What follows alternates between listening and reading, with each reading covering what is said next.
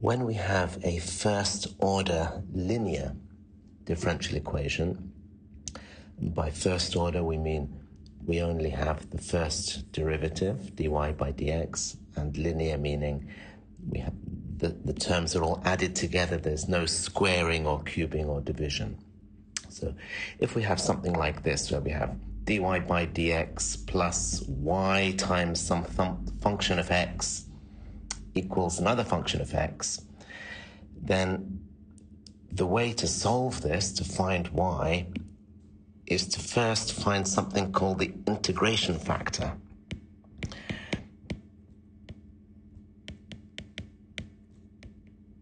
And let's call it IF. And IF is a function of x, and it's this strange expression e to the power, the integral of f of x dx, where f of x is the thing that's multiplied by y. All right, so that's your f of x.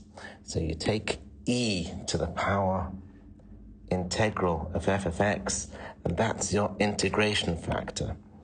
And then you take your integration factor and you multiply it by your y, and that allows you magically, if we cut out all the details, the end result is you can multiply the product of the integration factor times your function p of x. So if we apply that to this question here, where we have dy by dx plus x times y, so it looks like x is our function f of x, and therefore e to the minus half x squared minus x is our p of x. So I can find the integration factor by finding e to the power integral of f of x, which is just the integral of x dx. That gives me e to the power half x squared. There should be a constant, but we'll leave the constant until the end. So that's my integration factor. I can now say, well, my integration factor multiplied by y that I'm trying to find is equal to the integral of the integration factor times p of x dx. And in this case, p of x is this e to the half x squared minus x. So that is my p of x, and e to the power half x squared, that is my integration factor. So I just need to multiply those two. I've got e to the half x squared multiplied by e to the negative half x squared minus x dx. And on the left-hand side, it's my integration factor, e to the 1 over 2 x squared times y of x.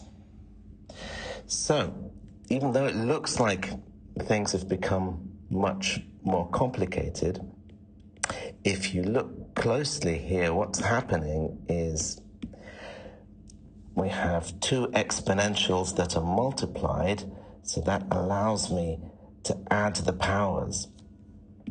So I can add the two powers, and the half x squared and the negative half x squared cancel. So I end up with e to the power negative x dx, which is easily integrable. That gives me negative e to the minus x plus a constant. Now, remember, what I'm trying to find isn't that, it's actually y of x. So to find y of x, we need to divide by the integration factor. So our last step would be to write the right-hand side divided by e to the half x squared. And I guess we could leave it like that. It probably would look nicer if it looked like this, if I used the, if I wrote it all as a product.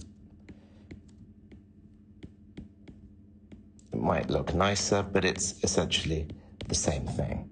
So that's how you would answer a question like that. That's a first order linear differential equation using the integration factor method.